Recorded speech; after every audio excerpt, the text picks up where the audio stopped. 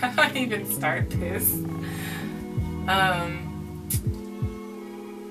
It's been a lot of changing. It's been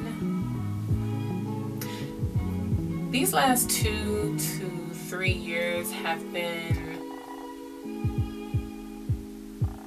hard for me. I've gone through a lot of changes. Honestly, you can call it a quarter life crisis of some sorts. I quit a job that I really liked, and it affected me deeply, but I had to just take care of like family things. I'm talking like y'all know me. I'm talking like someone's watching. It's fine. I've been through some major changes in my life. For the past 2 to 3 years, it's just been me trying to figure it the fuck out and looking at every direction I could possibly take, and while at the same time making sure that I'm okay and that my daughter's okay and I'm good all the way around. And the past 2 years, these past 2 years have been really difficult for me. But lately I've been feeling a whole lot better. I've been trying to figure out which path to take next. I'm really trying to plan, or I have concepts of a plan, or to really just see which path is the right one, and I can take many paths, and this is one of them. So yeah, so what this video is about, I didn't even do the intro. This quarter life crisis. All of the changes that I went through, I can say now that they were definitely needed. I'm a lot clearer, and I have a better understanding of who I am and the different paths that I can take, the different directions I can take that lead to my ultimate end goal, or that are aligned to who I am as a person.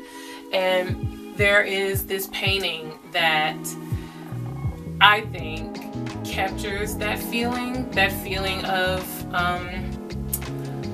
having decisions, but also being unsure of which decision to make. And that painting is called Contemplating My Future by Hughie.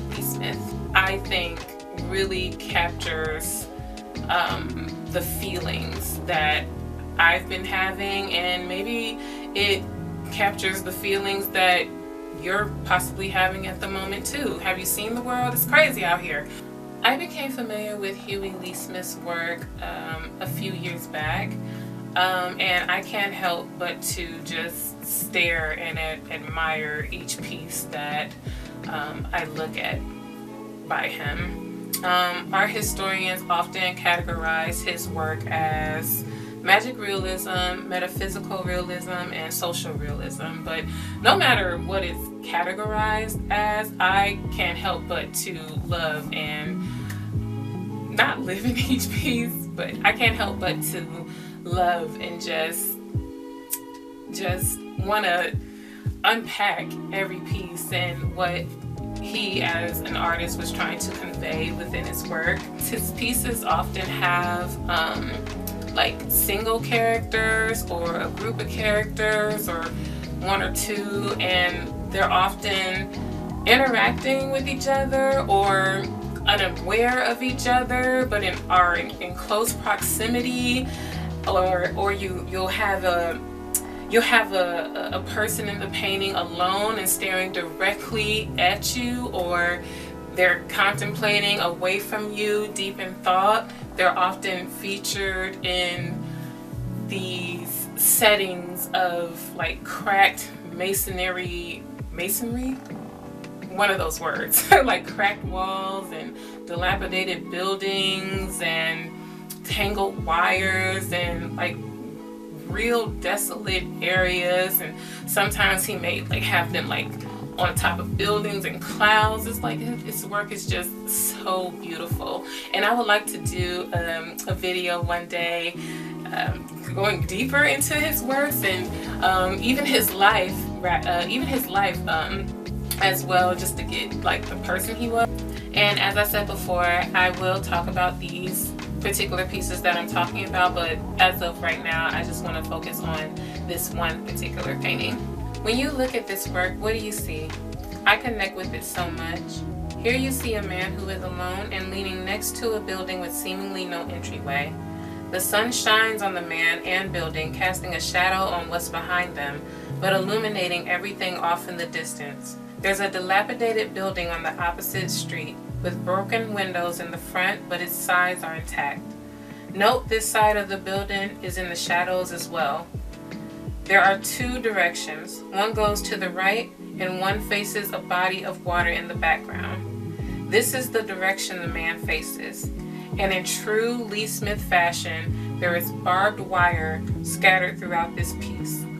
The area in its entirety looks broken, abandoned, and desolate.